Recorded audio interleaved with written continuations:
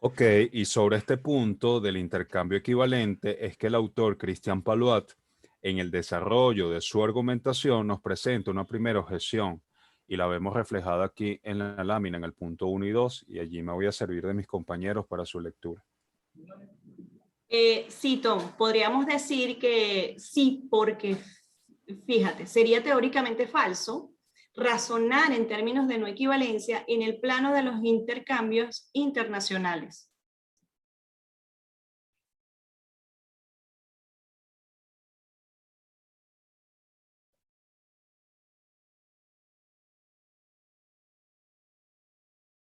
Por esta objeción, el autor Christian Paluat nos dice que desde la dialéctica marxista puede tenerse de un lado la equivalencia de los intercambios y por otro la no equivalencia. Y esto, chicos, siempre va a depender del plano teórico en que se razone. Ahora bien, es allí donde Paluat nos hace referencia a Marx, el cual nos enseña cómo por una parte en la circulación el valor de la fuerza de trabajo se intercambia con el de la subsistencia necesaria para su manutención y reproducción. Y es allí donde se cumple el principio de equivalente contra equivalente. Sí, y cómo por otra parte el capitalista recibe en el proceso de producción de la fuerza de trabajo un valor superior a aquel que le restituye en forma de salario. Y allí se cumple el principio de la no equivalencia. Sí, fíjense, ahora bien, este ejemplo nos permite entender que lo mismo ocurre en el plano internacional. Los intercambios internacionales de bienes y mercancías, que bajo el formalismo teórico de la equivalencia, se encuentra en realidad una profunda desigualdad. Ahora bien, el autor Christian Paluat continúa su argumentación y nos dice, lo vemos reflejado aquí en el texto y cito, puede parecer a primera vista que el intercambio desigual no es más que una nueva conceptualización de un fenómeno conocido bajo los términos de deterioro de los términos del intercambio. En realidad, esta última definición no es sino la forma oculta de la desigualdad de los intercambios. Pero fíjense algo, el párrafo nos da dos conceptos que es importante para el desarrollo y para la creación de conocimiento, contextualizar y definir qué es el intercambio desigual. Bueno, con ese concepto, con esa definición te puedo apoyar yo. Podemos decir que el intercambio desigual es una denominación tradicionalmente utilizada para denotar formas de explotación ocultas en el comercio e ilustra los desequilibrios comerciales que afectan a las naciones atrasadas, dominadas y subdesarrolladas. Bien, fíjense, y ahí tenemos otro concepto que es el deterioro de los términos del intercambio. A ver, ¿qué tenemos en cuanto a eso? Claro, muchachos, cuando se habla del deterioro de los términos de intercambio, cuando el precio de los productos exportados tiende a disminuir comparados con los productos importados. Chévere, una vez aclarado, recordado y entendido estas dos definiciones, el autor Christian Paloa argumenta lo siguiente. Cito, la teoría del deterioro de los términos del intercambio admite implícitamente la obtención de una posible equivalencia, es decir, un valor de equilibrio que no es obtenido en razón de condiciones específicas de la oferta y la demanda. Y por otra parte, el concepto de intercambio desigual implica sobre todo la no equivalencia de los valores producidos e intercambiados, teniendo muy en cuenta la diferencia del nivel de las fuerzas productivas aquí y allá, es decir, de una nación y de otra nación o de un bloque económico y otro bloque económico. En segundo lugar, el deterioro de los términos del intercambio en los hechos se traduce pura y simplemente en el desplazamiento de la no equivalencia en el sentido de una agravación de la desigualdad. Pero el deterioro de los términos del intercambio no mide la desigualdad. ¿Chévere? Claro, mientras que el movimiento de los términos del intercambio nace de fuerzas coyunturales, el intercambio desigual está determinado por las características de las relaciones de producción internacionales. Muy bien, ahora sí creo que todos estamos muy claros en lo que es la introducción y hacia dónde nos quiere llevar el autor Christian Paluat. Y vamos a la parte 1, que ella titula ¿A dónde va la economía política? Entonces aquí el autor Christian Paluat nos menciona que para Carlos Marx la economía política es una ciencia crucial de la sociedad en su devenir histórico. Ok, ¿y alguien podría comentar qué quiere decir eso? A ver. Quiere decir que la ciencia política planteada por Karl Marx ha sido capaz de determinar de forma contundente que su teoría es superior a todas las demás teorías. Bien, muy claro ejemplo. Entonces, de igual modo, el autor Christian Paluat nos menciona que el campo de la economía política definido por Carlos Marx se redujo o se delimitó de tal manera al punto de perder todo alcance significativo de un término que se conoce como economismo. Ahora bien, ¿qué es el economismo? El economismo es la pérdida absoluta de una doctrina que concede la primicia a los factores económicos en la explicación de los hechos históricos, sociales y políticos. Bien, chévere. Bueno, tras estas explicaciones, el autor Christian Paluat comienza a centrarse aún más en el devenir de la economía política, rehusando que la misma se confunda con el análisis económico o econométrico. Por lo tanto, o seguidamente, el autor Christian Paluat parte de la definición de economía política hecha por el filósofo francés, comunista y activista político Lucien Sevy. Aquí es una pequeña mención. Este autor, Lucien Sevy, falleció hace un año, en mes de marzo de 2020, de coronavirus. Este autor, Lucien Sevy, separa muy claramente la esencia, es decir, el concepto del fenómeno. Él cree hacer del proceso de conceptualización del método científico el modo que le permite dominar al fenómeno en la teoría y en la práctica. Mientras que por otra parte, el autor Christian Paluat, en contraposición a Lucien Sevy, nos menciona al filósofo francés Louis Althusser, en donde desde su planteamiento este autor y aporte a la economía política, este autor permanece indiferente frente al fenómeno, dado que el fenómeno está para él fuera del campo científico. ¿Ok? Entonces aquí surgen dos corrientes, la de Lucien Sevy y la de Louis Althusser. Y aquí el autor Christian Paluat nos dice que una división surge muy evidente entre una corriente que, partiendo de la esencia, es decir, el concepto, pretende avanzar hacia el fenómeno para dominarlo, mientras que la otra corriente, dirigida directamente por Louis Althusser, separa la ausencia. Aquí me equivoqué. Podemos hacer una... No, Tom, continúa. O sea, Ok. Aquí, bueno, aquí surge muy claramente ambas corrientes, la de Lucien Sevy y la de Louis Althusser. Y aquí el autor Christian Paluat nos dice que una división surge muy claramente entre una corriente que, partiendo de la esencia, es decir, el concepto, pretende avanzar hacia el fenómeno para dominarlo, ¿ok? Mientras que la segunda corriente afirma la primicia o superioridad de la esencia, el concepto, es decir, el concepto, y la ausencia de toda concordancia entre la esencia y el fenómeno. ¿Ok? Acá es importante destacar que sobre la base de esa división entre ambas corrientes, ha sido grande la tentación del economista en dejarle al filósofo o al sociólogo el estudio de la esencia y concentrarse a la fenomenología económica, es decir, al cálculo numérico. Y también es preciso mencionar que los trabajos de Louis Althusser han ejercido una enorme influencia por un efecto de afinidad y aversión, al punto de polarizar la orientación de los trabajos de un autor y de otro. Fíjense. En cuanto a la esencia, es decir, el concepto, ya hacia la esencia, como han sido los trabajos del filósofo, economista y marxista francés Charles Bertrand, ¿ok? El cual, en definitiva, este autor se queda únicamente en la esencia y no está tomando en cuenta el problema de la fenomenología, ¿ok? Y en cuanto al fenómeno de las cosas tal y como se manifiestan o se muestran, tenemos a Henry Denis y a Gilles Manuel, ¿ok? Por esta razón es que el autor Christian Paluat realiza una crítica, ¿ok? Entonces, él dice que le parece que es trabajar algo deprisa y olvidar los fundamentos de la economía política marxista y en especialmente su método, es decir, la traducción de la esencia en fenómeno. ¿Ok? Si gustas, pasas a la siguiente lámina, por favor. Bien.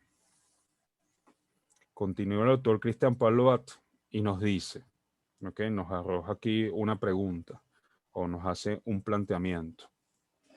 Y nos dice que para aquellos que piensan hoy que los progresos del análisis económico se miden por progresos de cuantificación en asimilación de las matemáticas, ¿ok?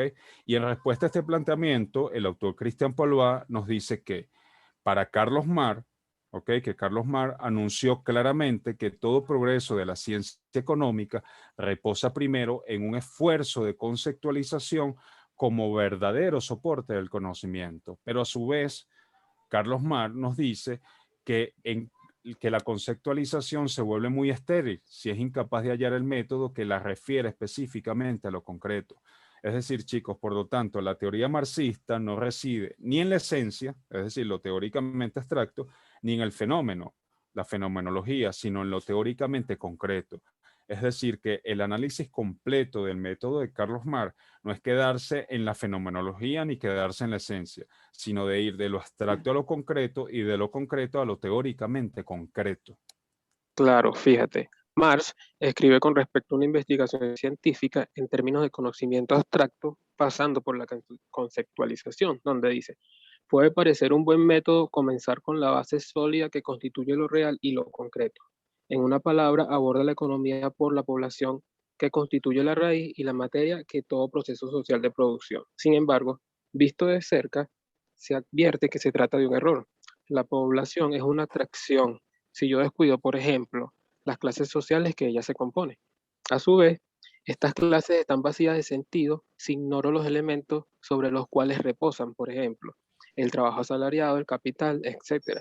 Estos últimos suponen el intercambio, la división del trabajo, los precios, entre otros.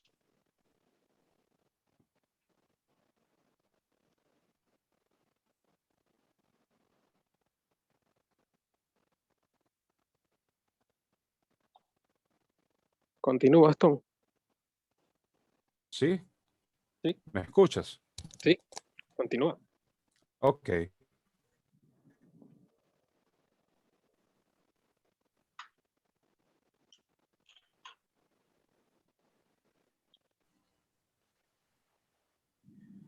Fíjense, por lo tanto, podemos indicar que el conocimiento únicamente abstracto es incapaz de apropiarse de lo real, ¿ok?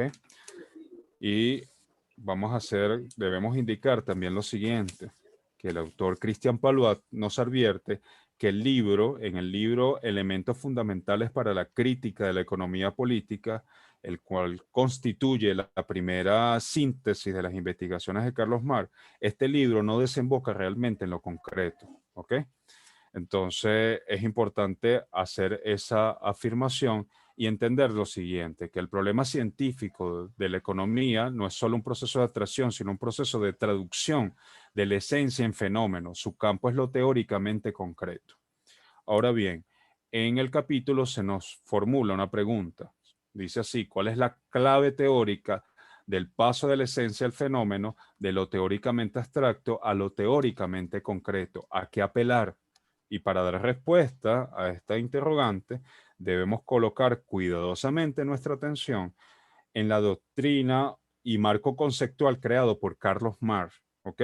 Para ese marco conceptual que concibe la historia humana, aquello que conocemos como el materialismo histórico. Y esto sucede al explicar las revoluciones políticas y sociales, básicamente por la contradicción entre las fuerzas productivas y las relaciones de producción y específicamente por la lucha de clases. Y en especial la atención a la ley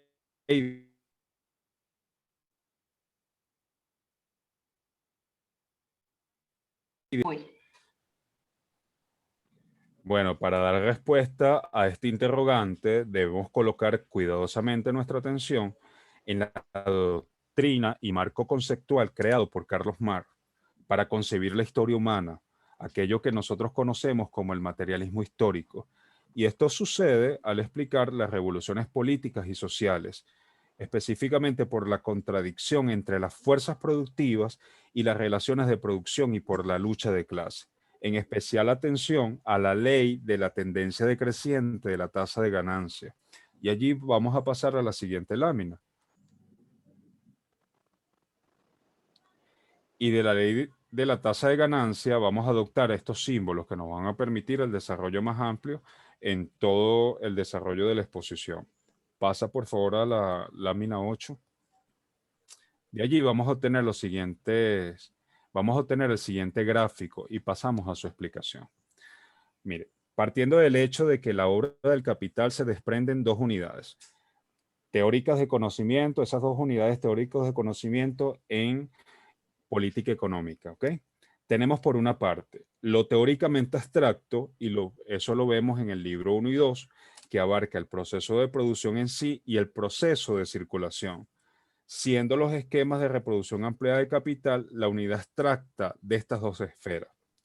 Y así ocurre que los esquemas de producción ampliada de capital social como expresión del proceso de producción y expresión del proceso de circulación son una expresión teórica abstracta muy necesaria para plantear el tema o para plantear el problema de la creación-realización. ¿Ok?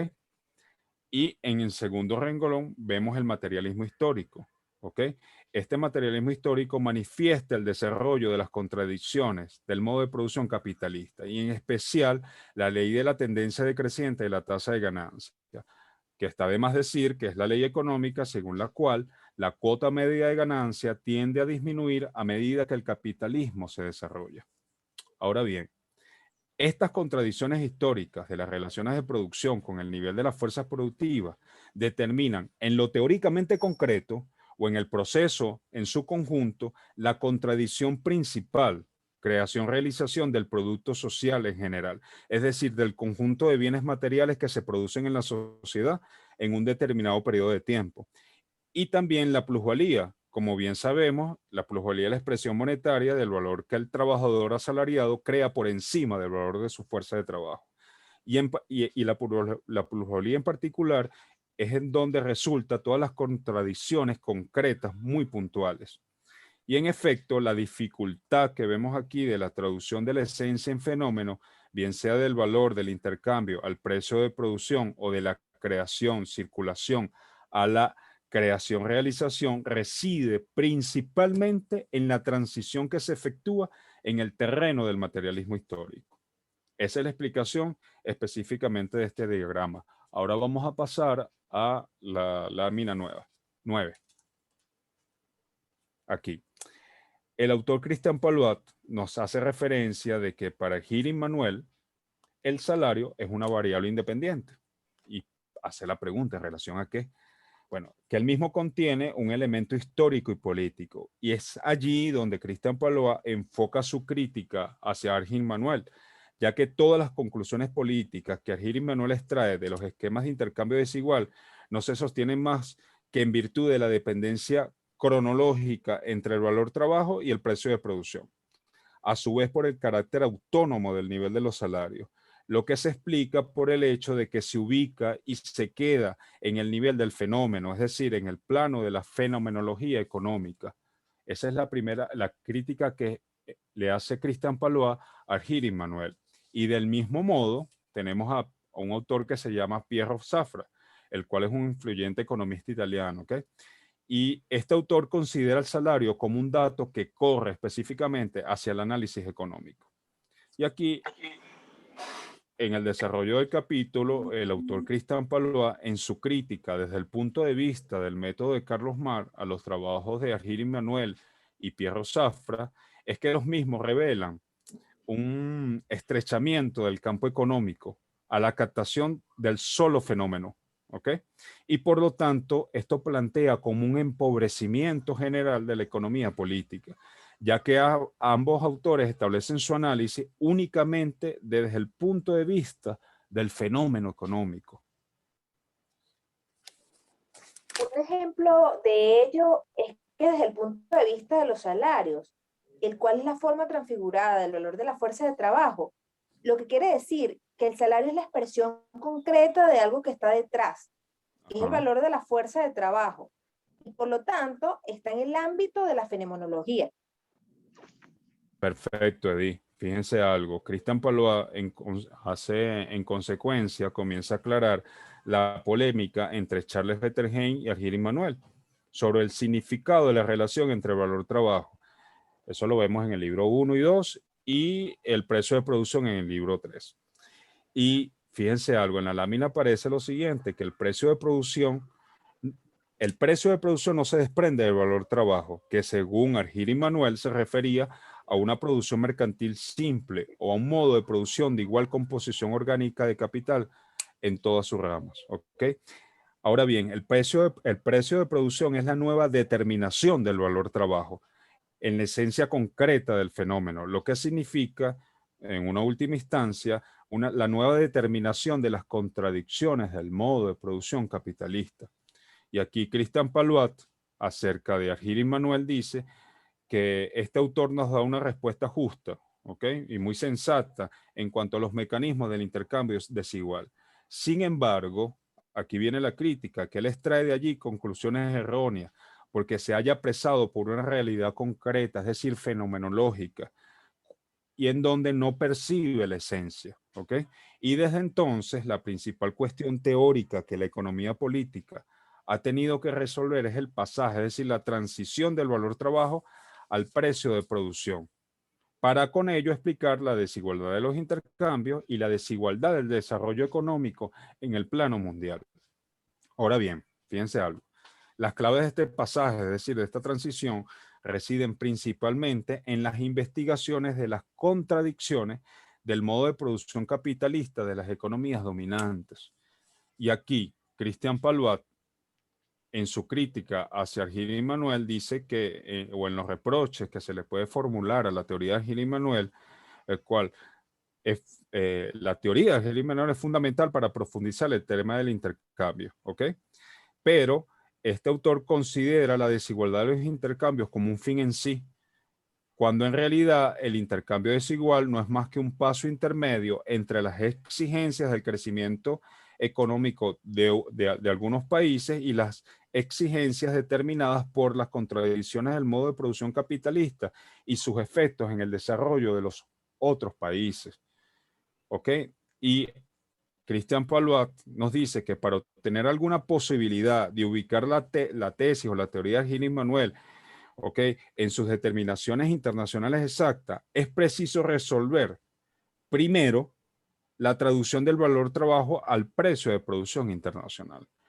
En conclusión, podemos afirmar que el autor Cristian Palois critica a ambos autores, tanto Emmanuel como Bettelheim, desde el punto de vista del método de Carlos Marx, ya que Emmanuel se remite a la fenomenología, es decir, la expresión concreta de los hechos, a la forma fenomenológica, o dicho de otro modo, de las cosas tal y como se manifiestan y se muestran, en cuanto a la materialización de una situación como se muestra en realidad. ¿Ok? Y en cuanto a Bettelheim, plantea el problema del intercambio desigual a partir de las diferencias de las composiciones orgánicas de capital, es decir, de la comparación entre las relaciones del capital constante y el capital variable. ¿Ok?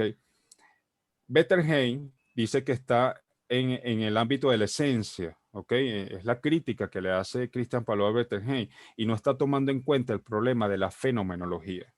Entonces, el análisis completo de Carlos Marx, en definitiva, no es quedarse, como hemos repetido en anteriores oportunidades durante la exposición, no es quedarse ni en la fenomenología ni quedarse en la esencia, sino de ir de lo abstracto a lo concreto y de lo concreto a lo teóricamente pensado, a lo teóricamente concreto.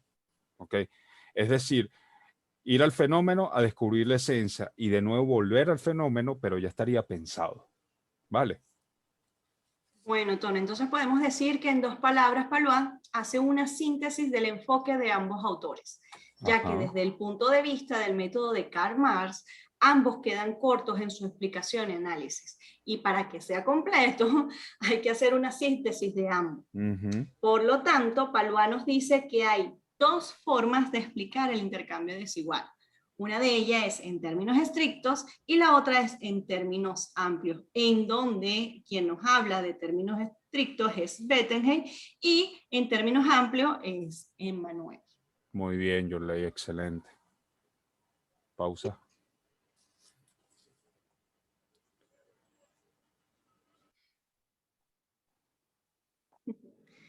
Las conclusiones que hasta ahora hemos observado que llega Pallois es, en cuanto a su crítica de Emmanuel, es sobre todo el método mediante alcanza el fenómeno, su ámbito teórico. Emmanuel trató de pasar del fenómeno a la teoría y de allí formula una tesis, conceptos. Problema que según Pallois es que para él, Emmanuel comete una serie de errores. Es por ello que por lo que él le critica el método, ¿no?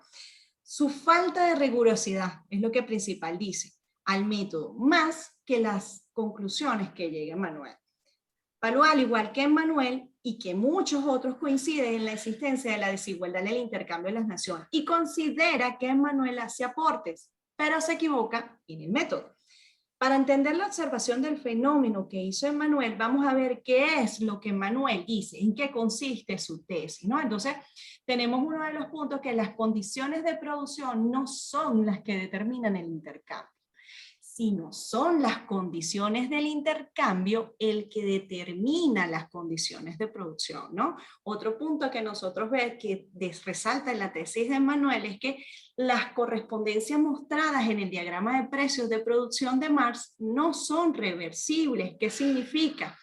Que nosotros tenemos bajo dos escenarios en donde tenemos que el capital variable más el capital fijo más la plusvalía es igual al valor trabajo.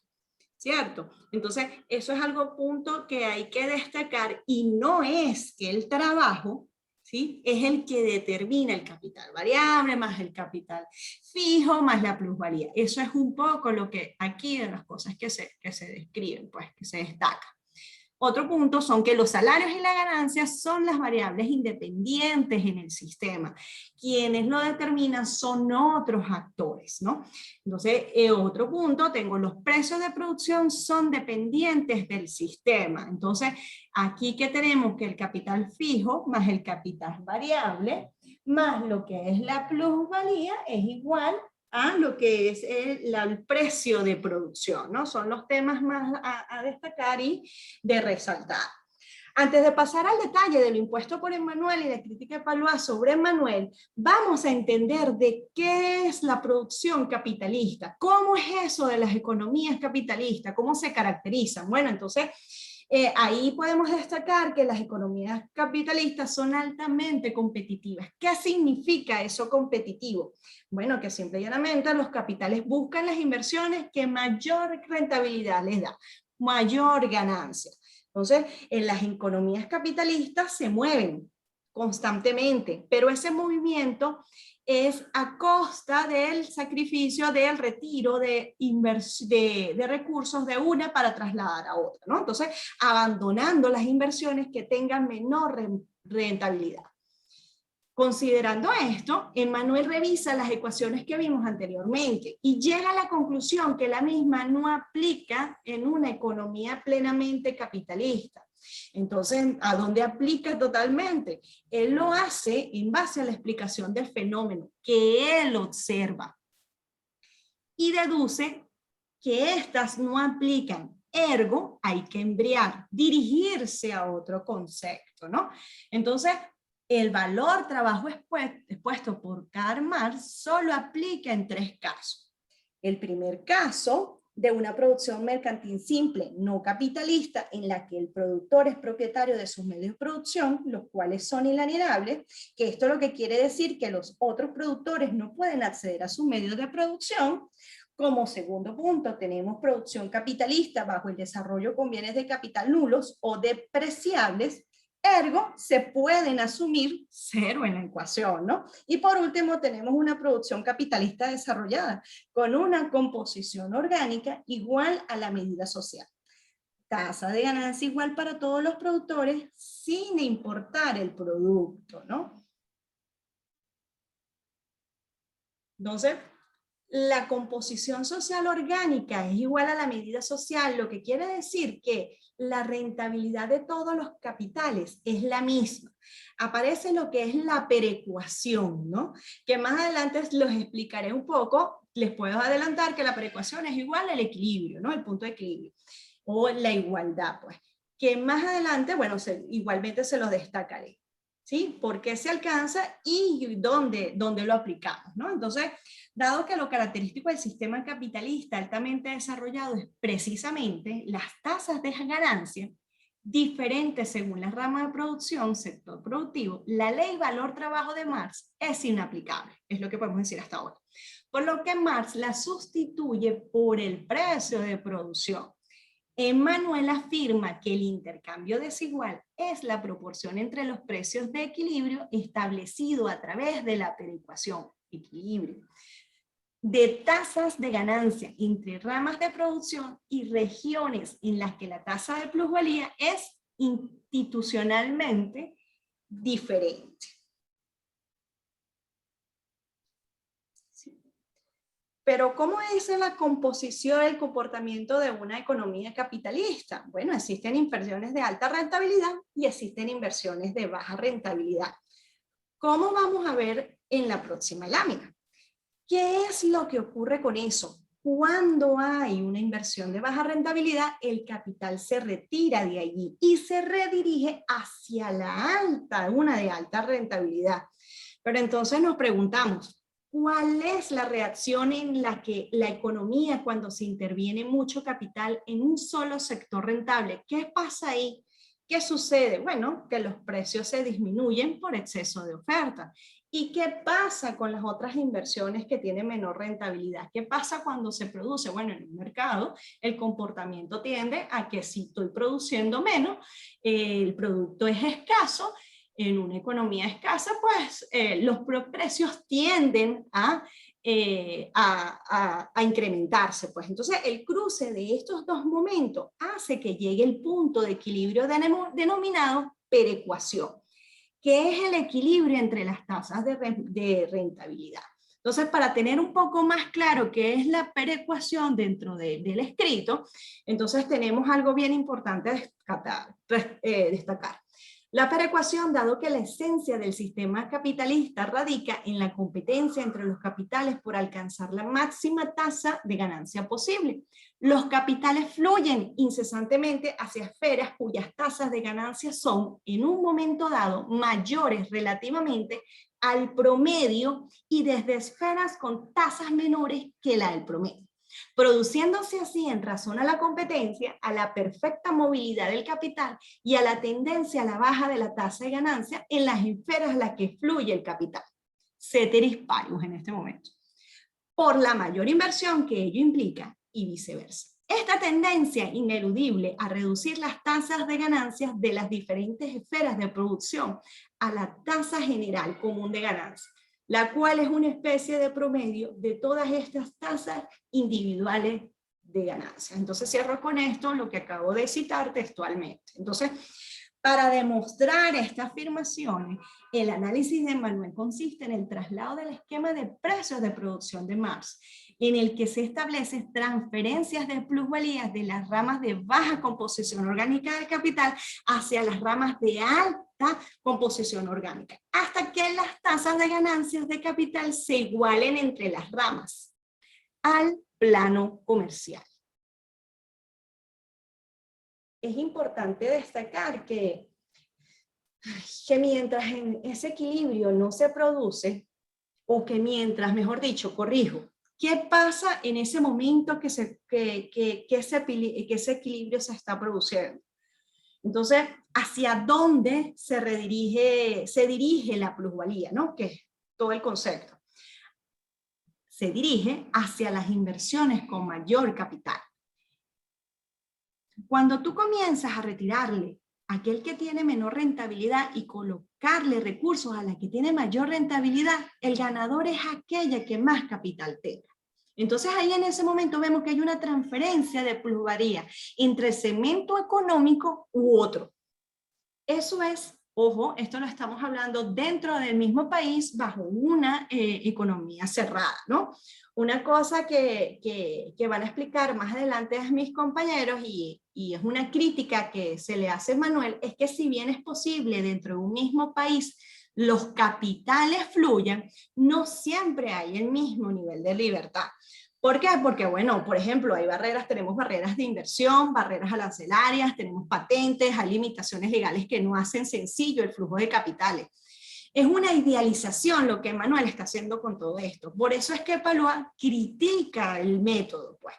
Él hace unas asunciones muy genéricas que no son verdad siempre. Entonces él utiliza este fenómeno observado como si fuese una realidad tajante, cuando en realidad es verdad en muchas ocasiones y en muchas circunstancias, pero no siempre es así, ¿no? Entonces, para explicar nosotros cómo es la igualación de las tasas y cómo es el traslado del flujo del capital aquí a continuación, pues bueno, el artículo nos presenta un ejemplo donde tenemos dos ramas de la economía, una rama A y una rama B, ¿no? La rama B la rama A tiene una rentabilidad del 20%. Ojo, aclaro, aquí tenemos el concepto, tenemos un cuadro en donde tenemos la variable de capital fijo, el capital variable, la plusvalía. Aquí tenemos lo que es la tasa, el P' es la tasa de ganancia, que es igual al valor trabajo, ¿no? Que es la fórmula central, el modelo económico que se hace bajo el análisis, ¿no? Que se comienza. Entonces, esta tenemos en una primera rama, tenemos que la rentabilidad es de un 20% y la B tiene una rentabilidad de un 33,8%, ¿no? Entonces, ¿qué es lo que pasa? ¿Cómo se va a igualar este producto de eso? Bueno, se traslada la plusvalía una vez equilibrada, ¿no? Entonces aquí una vez vemos el equilibrio y vemos, bueno, ¿qué observamos? ¿Qué es lo que está pasando? Que bueno, evidentemente podemos observar que partimos haciendo los cálculos aquí, partiendo de que el capital fijo más el capital variable, más lo que es las ganancias, que es igual al valor trabajo, calculando primero que la tasa de ganancia en equilibrio, que es la perecuación, la tomamos en un 24,3%, aquí a partir de este momento calculo lo que es la plusvalía, y vemos que la plusvalía aquí en su cálculo se traslada y se acrecenta ¿cuál? La que tiene mayor capital, ¿sí? Y la que tiene evidentemente menor disminuye su plusvalía. Entonces este crecimiento es el traslado, es la consecuencia de yo trasladar inversión de un sector a otro para generar mayor ganancia, ¿no? Y todo esto vamos a ver, todo esto igualado bajo un esquema de valor de trabajo de 9.000. Esto lo vamos a discutir más adelante, cómo funciona y por qué está este número y para qué nos sirve aquí. Entonces, bueno, ¿cuál es la clave? La clave que tenemos aquí el equilibrio y la que gana es la que tiene más capital, pues. Entonces, ¿qué tenemos en conclusión? Que el 24,13% es el punto de equilibrio, que es el promedio de plusvalía que aplicamos en el modelo número 3, ¿no? Entonces, fíjense algo, bueno, yo quiero discutir, vamos a poner un ejemplo en cuanto a cómo es la producción de un carpintero. Entonces podemos, para producir una silla, un carpintero requiere de tanto tiempo de trabajo, mientras que para la producción de un sombrero requiere otro tiempo de trabajo.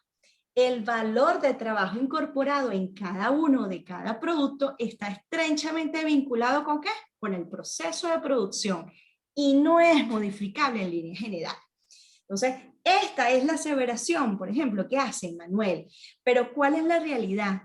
Que si bien es cierto, lo que dice Manuel, hay temas como mejora de productividad, como cambio de proceso, como innovaciones tecnológicas que producen cambios que pueden afectar cuánto trabajo tú requieres para producir un bien. Entonces, en el caso del ejemplo del carpintero, podemos decir que es igual que lo haga a mano o que utilice maquinarias. No, ¿verdad?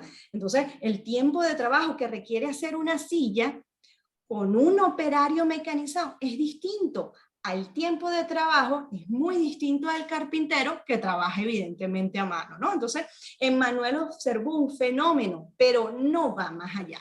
Entonces, esto es verdad, pero no es verdad absoluta. Y al no ser verdad absoluta, a ti no te sirve para construir una teoría. Y aquí vemos la crítica que está haciendo Palois, ¿no? Entonces, Emmanuel continúa su análisis para demostrar qué son las condiciones de intercambio las que condicionan la producción, y para ello parte del hecho de que el tiempo de trabajo socialmente necesario está estrechamente vinculado al proceso de la producción de cada rama, ¿no? Entonces, en el presente ejemplo, lo que se va a demostrar es que las condiciones de intercambio son las que condicionan la producción. Es lo que quiere demostrar con este ejemplo, ¿no? Entonces aquí tenemos, suponemos una economía con una economía cerrada, retomando, solo hay 9.000 unidades de trabajo disponibles. Los trabajadores, 9.000 unidades de trabajo disponibles. Tenemos 9.000 trabajadores, unidades de trabajo para producir fundición y para producir agricultura, ¿no? Para entonces, en esta economía, ¿qué es lo que va a pasar? ¿Sí? Vamos a ver aquí, ¿qué es lo que va a pasar? Entonces, ¿qué es lo que podemos nosotros determinar? Por cada unidad de trabajo, ¿cuánto valor de uso se genera? Entonces, pero tenemos que retomar, ¿qué es el valor de uso? Bueno, es el valor que le asigna a aquella persona lo que tiene necesidad del bien. Es lo que yo estoy dispuesto a dar, tengo la necesidad de ese bien que me satisface la necesidad. Al final estoy dispuesto a pagar un precio por un bien, lo que yo quiera, pues. Entonces, Marx distingue en toda su mercancía su valor de uso y su valor de cambio. El valor de uso es el valor de un objeto que tiene para satisfacer una necesidad, según Marx. La fuerza de trabajo tiene un valor de cambio, o sea, que es el sueldo que recibe el trabajador. Y un valor de uso, su valor para producir otras mercancías. Entonces tenemos que, para producir distintos valores de uso, ¿qué significa a lo que se refiere distintas unidades de producción? Se requieren distintas unidades de trabajo. Entonces, aquí vemos cuántas del trabajo se requiere, ¿no? Cuántas unidades de fundición, un valor de uso de fundición y valor de uso de agricultura, se requiere para lo que es las unidades de trabajo de cada unidad, ¿no? Entonces, ¿cómo tenemos? Entonces, como solo hay 9.000 y la combinación nos debe dar 9.000, entonces eso nos da, pues, o sea, ¿qué nos da a nosotros? Para un valor de uso de 70, de fundición, se consume 100 unidades de trabajo. Significa que hay 9.000 que nos quedan de 8.000, ¿ves? Y son 8.000 son 2.350 del valor de uso de unidades de agricultura, ¿no? Entonces, estos son todos los escenarios posibles de producción, no hay otros. Y en esta frontera, entonces, que nosotros vamos a dibujar próximamente, se estarán todos los escenarios posibles, que los vamos a ver en una próxima lámina, ¿no? Entonces, ¿qué tenemos nosotros aquí para un distinto de escenario? Si tomo un valor de uso de los ramos, por ejemplo, 2.350, ¿sí? Yo quiero producir, ¿sí? Yo quiero producir en un valor de uso de agricultura 2.350, entonces para este valor en el cuadro superior en las unidades de trabajo requeridas para disponer los 2.350 valores de uso corresponden 8.000. Consecuentemente, se disponen yo de resto 8.000 de mi total de 9.000 y me quedan 1.000 unidades de trabajo. ¿Para qué? Para destinarlos a la unidad de a la unidad de trabajo o valor de uso de fundición de esta rama, ¿no? Entonces, Consecuentemente se disponen, entonces tenemos una unidad de 1, por lo tanto tenemos de 1000, ¿no? Retomando. Corresponde el valor de uso de la fundición es observado en la primera tabla entrando como 70 unidades de trabajo. Y así poco a poco se va construyendo de esta manera toda esta gama, ¿no? Para llegar a ¿qué? A todos los escenarios posibles, a todas las combinaciones posibles, y no hay otro más. ¿Bajo qué? Bajo el esquema de esta frontera de producción, ¿no? Entonces, estos son todos los escenarios posibles de producción. Aquí vemos toda la frontera de posibilidad de producción. Si existe una relación entre el mercado, entre el valor de uso de la fundición con respecto a la agricultura. Si esta relación existe, esto determina automáticamente la producción. No depende de otra cosa, sino depende exactamente de eso. Si es el punto, ¿tú puedes producir más? No, solamente estas combinaciones. ¿Por qué? Porque no lo vas a producir más, porque simplemente te identifica el mercado de acuerdo que no lo vas a vender. ¿Puedo producir menos? Tampoco, no, porque lo menos debes de hacer un movimiento de capitales hasta que se vuelva a llegar al punto de equilibrio. Entonces, la tesis de Manuel es esa. Entonces, critica metodológicamente las fallas notorias, no es riguroso en el análisis. Por ejemplo, puedes tener una patente. Todo esto cambiaría totalmente, ¿no? Entonces, una vez definida esta frontera, en la curva están todas las posibilidades de producción. Será el intercambio el que defina cuál de todas las anteriores posibilidades se va a producir. ¿Ves? Entonces, la pregunta que nos haríamos, ¿cuál de todas estas combinaciones se va a producir en realidad? ¿Cómo sabemos cuál es el escenario que se va a producir? Pues observando el intercambio entre el valor de uso y la fundición con respecto al valor de la agricultura. Entonces, pongamos un ejemplo. Viene dado de que un valor de uso de fundición es igual a 7, o valor de uso de agricultura. Este en el gráfico representa una recta que pasa por los puntos 0, 0 y dependiente 7.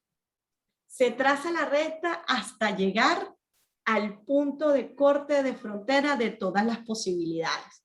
Entonces, obsérvese que detrás de este punto de corte están también las unidades de valor trabajo dedicadas,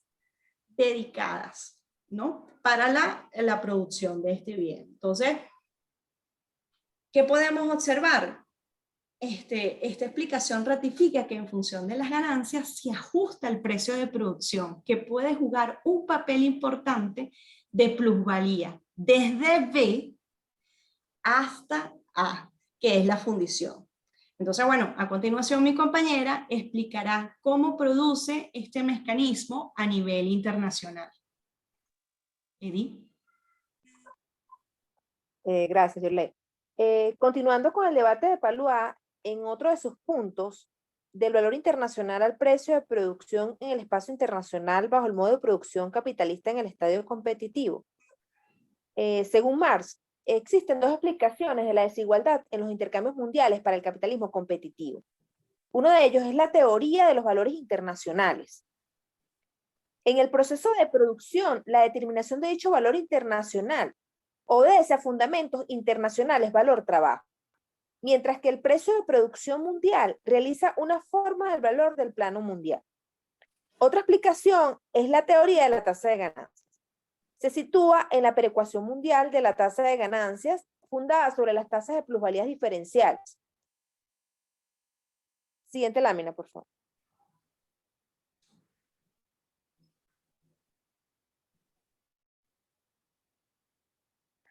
Por otro lado, Charles Bettelheim y Aguirre y Manuel explican que cuando se extienden los esquemas del precio de producción de la economía cerrada a la economía abierta, se supone que se pasa del valor nacional al valor internacional como fundamento de la nueva determinación del valor en el precio de la producción internacional.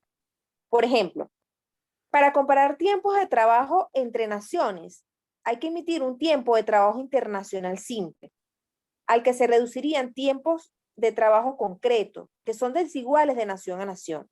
Es decir, no se puede comparar la hora de trabajo en una economía de subsistencia en África, Asia o América Latina con la hora de trabajo de un obrero en los Estados Unidos.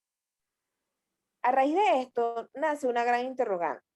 ¿Cómo se constituye ese tiempo de trabajo social internacional?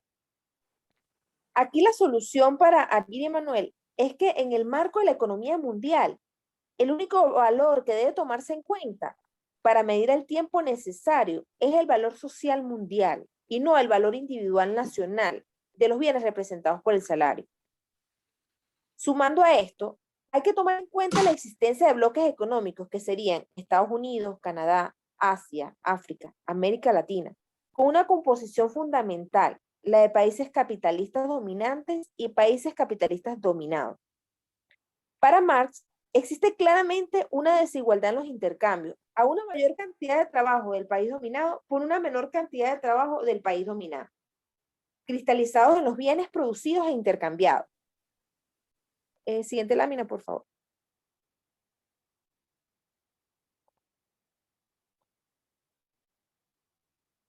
Siguiente lámina.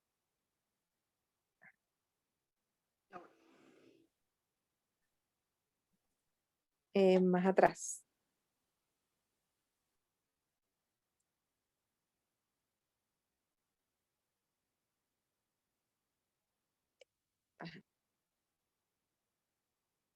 El precio de producción mundial y el intercambio desigual. Arguin y Manuel y Charles Bettelheim distinguen dos formas del intercambio desigual. Uno es la composición orgánica de capital diferente de nación a nación, igual nivel de los salarios. Y dos es la diferencia del nivel de los salarios. Acá uno de los ejemplos. Un intercambio desigual en un sentido amplio. Las tasas de plusvalía iguales con composiciones orgánicas desiguales. Según estas teorías, podemos oponer dos sistemas de producción según las naciones. Tomaremos ahí como nación industrializada como lo es la industria siderúrgica y J como nación no industrializada. En este caso se está tomando la agricultura, abriéndose al intercambio internacional. Antes del intercambio internacional, en este primer cuadro, tomando en cuenta la condición de equilibrio que ya explicó a detalle mi compañera Yurley, acá la nación I está representada por dos ramas de producción, siderúrgica y agrícola, con composición orgánica diferente de rama a rama, y se nota una misma tasa de ganancias equivalente a 24,13%, que determina salarios iguales. Podemos observar en el segundo cuadro que la nación J dispone de 6.000 unidades de trabajo, reducidos a unidades de trabajo internacionales, en donde J está menos desarrollada que I. Acá puede admitirse que J tiene una función de producción agrícola idéntica a la del país industrializado, pero se nota que su función de producción siderúrgica es menos favorable, ya que está menos dotada de medios de producción. Se deducen de esto las elecciones de posibilidades de producción según la asignación de factores. Como se puede observar en el tercer cuadro de esta lámina, acá están los escenarios posibles de producción que se pueden presentar. Partiendo de acá, es donde podemos observar en la siguiente lámina, por favor.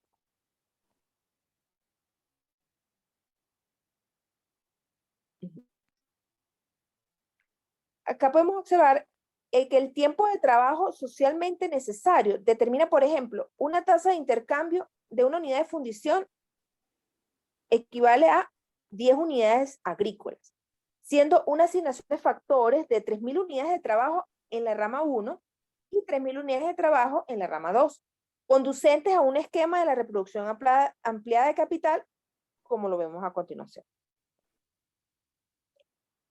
En el siguiente cuadro, en el segundo cuadro, el proceso de conjunto de la producción capitalista de la nación J está representada por dos ramas de producción, siderúrgica y agrícola, con composiciones orgánicas diferentes de rama a rama, y se nota una misma tasa de ganancias, 41,16%, que determina salarios iguales. La tasa potencial aparente de los intercambios entre los productos de I y de J es una hora de trabajo vivo de I se intercambia por una hora de trabajo vivo de J, siendo la tasa de intercambios comprendida entre una unidad de fundición equivale a 7 unidades agrícolas y una unidad de fundición equivale a 10 unidades agrícolas, como lo enseña la teoría neoclásica. Siguiente lámina, por favor.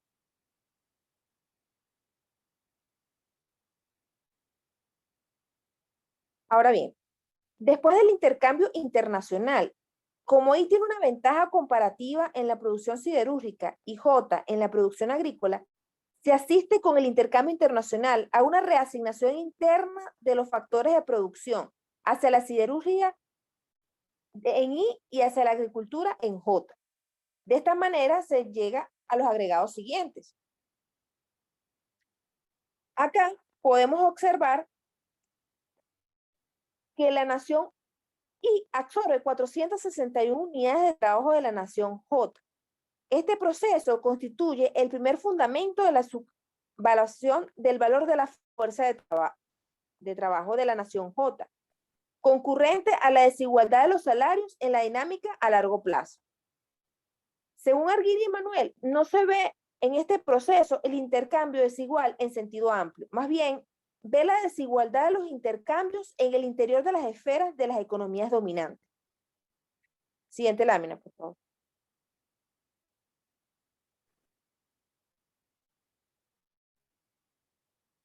Ajá. Otro ejemplo es el intercambio desigual en el sentido estricto o propio del término, tasa de plusvalías desigual. Internacionalmente, los intercambios entre países industrializados y países no industrializados se afirma la desigualdad creciente de los salarios, que hoy en día se estima en el orden de 1 a 20 y mucho más. A continuación, el esquema precedente también es modificado de manera tal que el nivel de los salarios de J es 5 veces inferior al de I. Admitamos además que la actividad de producción de J permanece tan productiva como la de I, al menos en la actividad de exportación.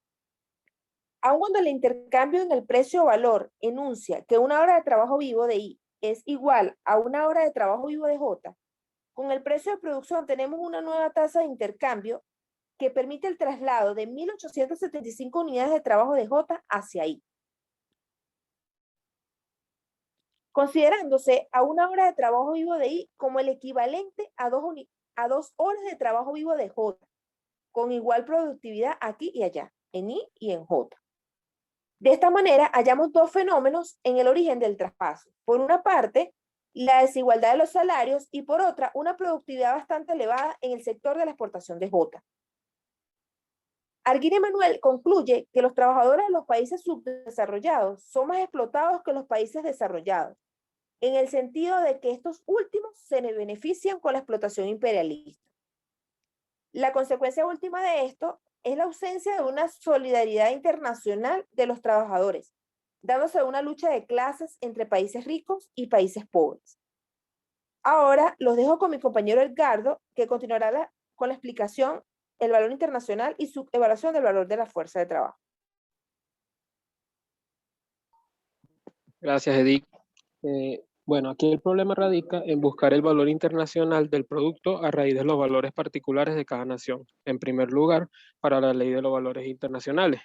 Bueno, esta ley establece que es posible comparar la productividad entre las naciones en un mercado donde digamos que existe la competencia perfecta.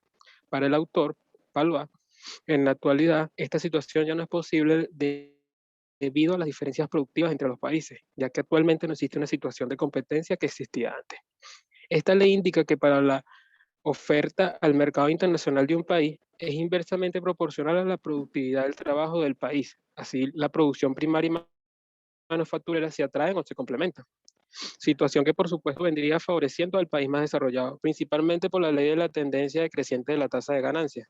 Digamos que sería más barato producir en un país más desarrollado, lo que genera una ventaja en este, por lo que en el mercado internacional se toma el valor internacional medio. Así los países menos desarrollados se tendrían que esforzar más para poder realizar dicho intercambio, mientras que para el país menos avanzado sería más barato, o país menos avanzado sería más barato producir para llevar al mercado sus productos, siendo este más favorecido en el intercambio gracias al desarrollo de las fuerzas productivas y gracias al esfuerzo del país menos desarrollado, explicando así el intercambio desigual. En la actualidad, y por las grandes diferencias entre los países desarrollados y subdesarrollados, el valor internacional medio se hace aún más complicado. En estados más tempranos del capitalismo, en su etapa de especialización, era válida esta ley para estudiar el intercambio desigual. por lo que podríamos concluir que esta ley ya no es válida para apropiarse teóricamente de la desigualdad de los intercambios. Siguiente lámina, por favor.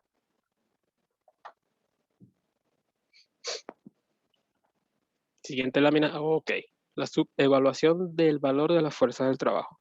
El autor explica que muchos autores, como por ejemplo Emmanuel, Pavel, Goncol y Orbich, tendían a confundir el fundamento del intercambio desigual en cuanto a la producción y la realización efectiva en cada país en cuanto a la ley de los valores internacionales, ya que mientras se pueda formar un precio internacional medio, este valor permite que sea subevaluado el valor del país menos avanzado. Esto quiere decir que es reducida la fuerza de trabajo reflejada en la disminución del salario de los países menos avanzados. Por ello se dice que el mismo precio internacional consagra dicha subevaluación, o sea, es decir, en la formación de dicho precio, ya que consagra un intercambio desigual debido a la subevaluación del salario. La independencia del nivel de los salarios no es más que la independencia del valor nacional en relación con el valor internacional. Y en el espacio de la circulación mundial se abre paso a una desigualdad de los salarios por el cual se realiza la formación de un precio de producción que transfiere a los países industrializados una parte más o menos importante del excedente producido en el país no industrializado. Entonces, podemos decir con esto que en el plano internacional, las condiciones de producción de cada país permiten un valor internacional de la fuerza de trabajo medio, que a su vez influye en los valores particulares de los países menos desarrollados, el cual estará determinado por las condiciones de circulación y reproducción nacional. Continuamos. Siguiente lámina. Gracias. Ok, ahora vamos a hablar sobre la ley del intercambio desigual bajo el capitalismo monopolista. ¿Okay? Aquí, al inicio de este capítulo, Palúa nos pone las siguientes líneas. Lo que diferencia la ley del capitalismo desigual en el capitalismo monopolista y en el capitalismo competitivo es su nueva determinación en el proceso. Y esto lo vamos a ir viendo a lo largo de este capítulo. ¿Okay? Siguiente lámina. Ok. Palúa nos dice que las actividades de la revolución industrial generalmente apelan a una clasificación del trabajo poco elevada en relación a la exigida por las actividades de la revolución científica y técnica, lo cual genera que la desigualdad de los salarios se amplíe con la desigualdad de la composición orgánica del trabajo. ¿Ok? Ahora, siguiendo con esto, el autor nos menciona que las industrias que surgen en la revolución científica van desplazando el valor del trabajo de las industrias típicas de la revolución industrial. Y en la medida que esto ocurre, se va generando mayor desigualdad entre los salarios de los técnicos, que él nos los menciona como ingenieros y sabios, con respecto a los trabajadores parcelarios de la primera revolución industrial. ¿Okay? Y bueno, en la medida que esto ocurre, el capitalismo se va expandiendo a otros mercados y desplaza las actividades de la primera revolución industrial hacia el tercer mundo. Ahora, sin embargo, el autor nos aclara que por consideraciones políticas ligadas a la seguridad, hay ciertas actividades de la primera revolución industrial que permanecen en territorios que él los llama aparentemente localizados. ¿Okay? Y estos van a estar en el continente europeo o norteamericano, es decir, en economías desarrolladas o de primer mundo. Ahora, con esto, el autor nos aclara que el hecho de que dichas industrias permanezcan en estos territorios, y cito, no puede disimular que todo ocurre como si estas fuesen la actual especialización del tercer mundo. Ahora, recordemos que debemos ubicarnos en el momento cuando fue escrito este texto, y bueno, en ese momento existía un alto grado de proteccionismo industrial y todavía existían muchas restricciones. Ahora, donde habían ciertas industrias que permanecían, estas industrias que permanecían dentro de Estados Unidos, seguían funcionando dentro de este territorio por motivos de seguridad. Y bueno, esta seguridad ya sea para los inversionistas o por seguridad nacional. ¿Okay? Podemos pasar la lámina, por favor.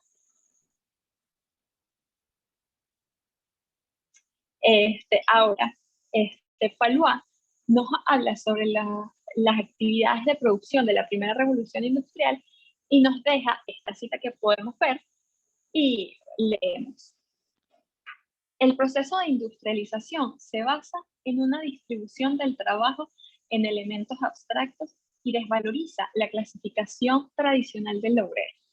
El empleo simple y monótono de la fuerza de trabajo de inmensos ejércitos de obreros especializados se convierte en una base de producción industrial de masa. La naturaleza del trabajo asalariado, bajo sus formas reales, privó a una gran parte del trabajo industrial de sus valores antropológicos. Separó de las potencialidades intelectuales de la vida y redujo toda actividad humana a un simple medio de existencia en el cual el hombre ya no vive, sino que solamente se gana la vida. ¿Ok?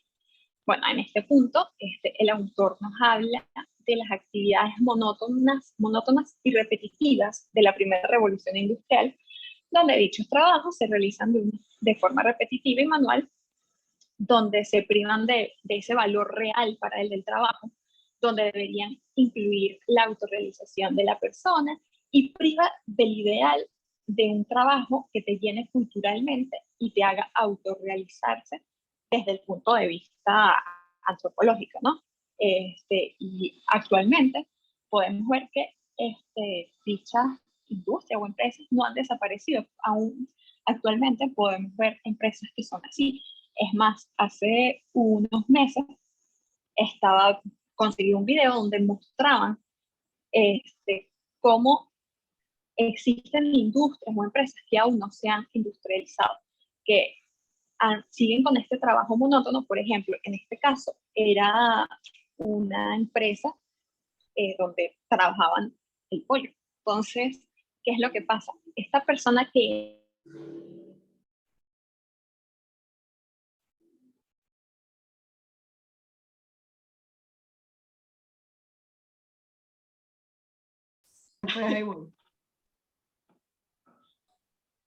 Ok, retomando el ejemplo, estas personas que entran en estas empresas, desde el día 1 hasta el día en que se van, seguirán haciendo el mismo trabajo de siempre. En este caso, ellos mostraban, estas personas entraban 8 o más horas de trabajo, y esta persona, si le tocaba cortar la cabeza del pollo durante toda su estadía en esta empresa, iba a hacer el mismo trabajo. No es que un día iba a llegar, picar el pollo, las cabezas del pollo, y el otro día los iba a despellejar. No, esta persona siempre iba a hacer este trabajo, como pudimos leer anteriormente, de una forma repetitiva y manual. Y bueno, esto es lo que hace, y aquí lo podemos ver, que los aleja de ese crecimiento profesional e intelectual. Podemos pasar de lámina. Ahora, retomando el punto anterior, el autor nos habla que las industrias que se quedan en el mundo desarrollado perciben salarios que se parecen a estos del tercer mundo. Y él nos dice, o sea, nos hace la suposición que aunque se igualen estos salarios del tercer mundo con los del primer mundo, o sea, dentro de la misma industria, no quiere decir que se haga una equiparación de estos salarios internacionalmente. ¿Por qué? Bueno, porque existe una desigualdad muy grande entre las actividades de la revolución científica y las actividades de la revolución industrial. Esto ocurre, y nos explica Cristian Fallois, porque el costo de mantenimiento y reproducción del valor de la fuerza de trabajo de un investigador o ingeniero es mayor que el costo de mantenimiento y reproducción de un obrero, donde este último, o sea, la del obrero, es prácticamente nulo.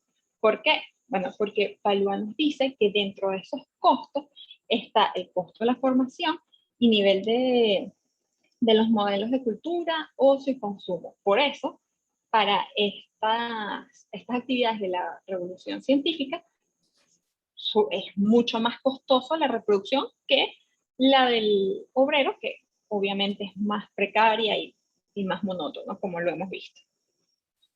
Podemos pasar de láminas. Y bueno, por último, el autor nos concluye diciendo que, que estas observaciones escritas no pretenden agotar la dimensión de este fenómeno, que es el intercambio desigual. Y cito, no puede expresarse sino tanto como esté cercada la determinación del intercambio internacional por el modo de creación y de realización del excedente de las economías dominantes en toda su profundidad. Gracias. Bueno, esto ha sido todo. Espero que les haya servido. Cualquier duda, comentario, por favor déjenos en el link y agradecemos muchos likes. Gracias, profesor, por su atención. Luis Arias, pues atento a todos sus comentarios.